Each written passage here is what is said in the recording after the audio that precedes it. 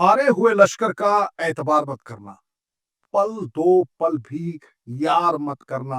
अरे नाव अगर टूटी है तो डूब ही जाएगी।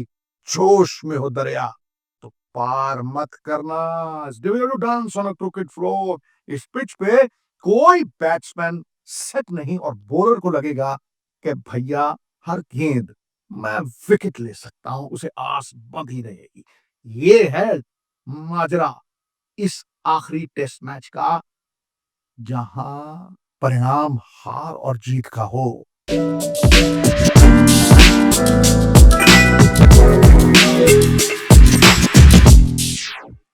सीरीज दांव पे लगी हो, वहां टेम्पर्स तो फ्लेयर करेगी। इसलिए वो नोक झोंक वर्बल डिंग डोंग डकेट के साथ आकाशदीप की हो गई, फिर प्रसीद कृष्णा की हुक से हो गई। ये दर्शाता है कि भूख है दोनों टीमों को अपने देश को, अपने देश के झंडे को ऊंचा रखने की। और यही रोमांच बनाता है एक टेस्ट मैच में, जहां पे पिच जो है वही सबसे बड़ा इम्तिहान है। मुझे याद है कि एक ऐसी पिच के ऊपर, और फिर मैं बताऊंगा कि क्यों, दर्शकों को पता लगेगा कि क्यों ये पिच अलग है और क्यों कल मैं कह रहा था कि इवन कील पे है। आज सबको एहसास हुआ ना कि इवन कील है, बराबरी पे है, आज भी मैच बराबरी पे है। उसका कारण है, हम बारबेडोस में खेल रहे थे, 120 चेज करना था चौथी इनिंग्स में, और शुरू में विकेट डैम्प थी। गुरु 90 पे सिमट गए थे।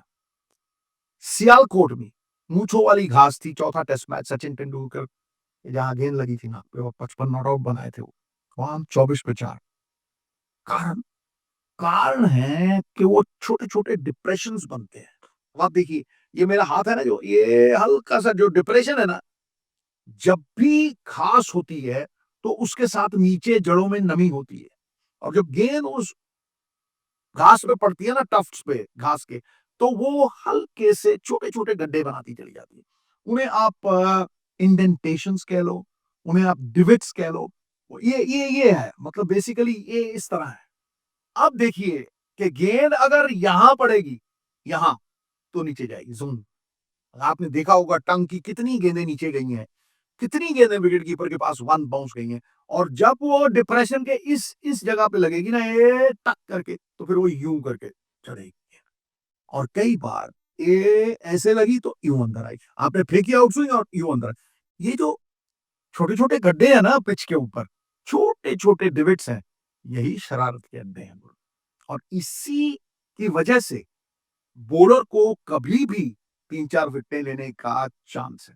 जो सेट हो जाए ना, जो सेट हो जाए वही तगड़ा। अगर आपने देखा हो कि आज वो जस्टिफाई हो गया गौतम गंभीर का एक बैट्समैन को खिलाना, क्योंकि जैसे ही आज सवेरे एक नया दिन जब शुरू हुआ, आउट हुए ना करुण नायर, तो फिर उसके बाद टेलीफोन नंबर ही है, और 0-0-0, लास्ट 3-4 बैटिंग है ही नहीं ना।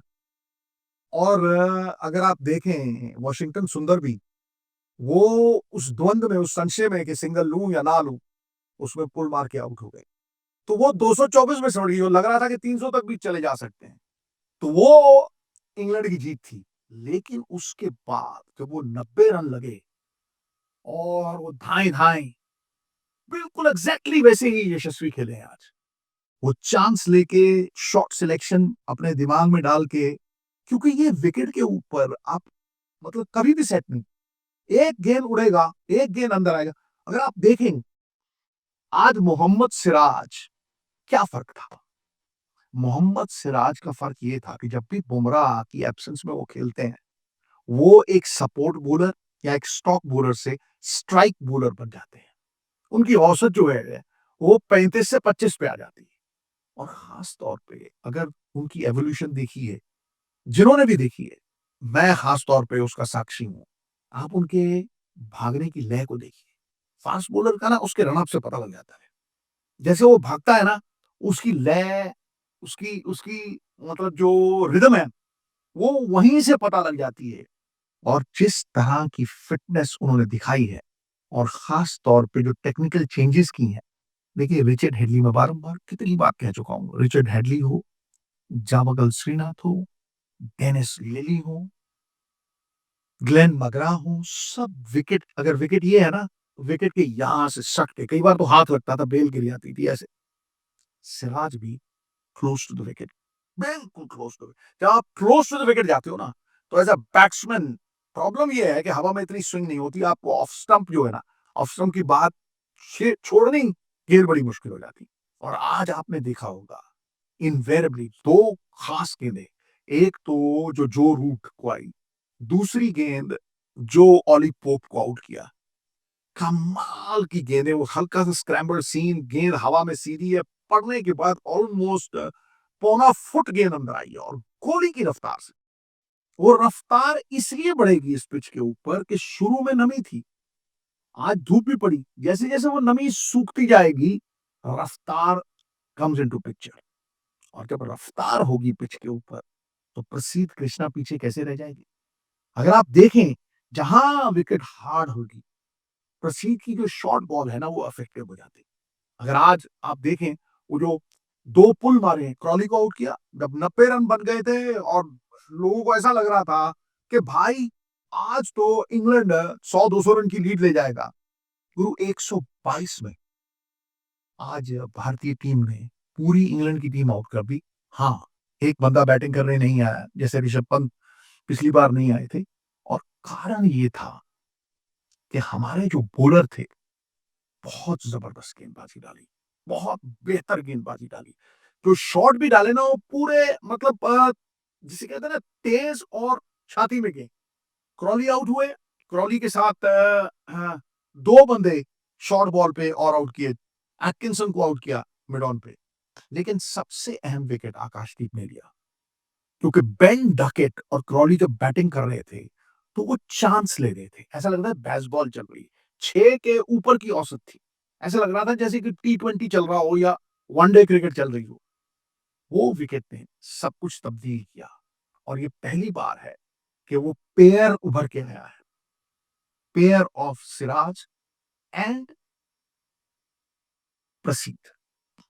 अब उसके बाद आइए कि इंग्लैंड की छाती चौड़ी हो गई, उन्हें लगा भैया अब तो हमने मल्ल मार ली, 90 रन बन गए, लेकिन उसके बाद जब ये आउट हुए हैं, वापस जाके रन तो बनाने थे ना।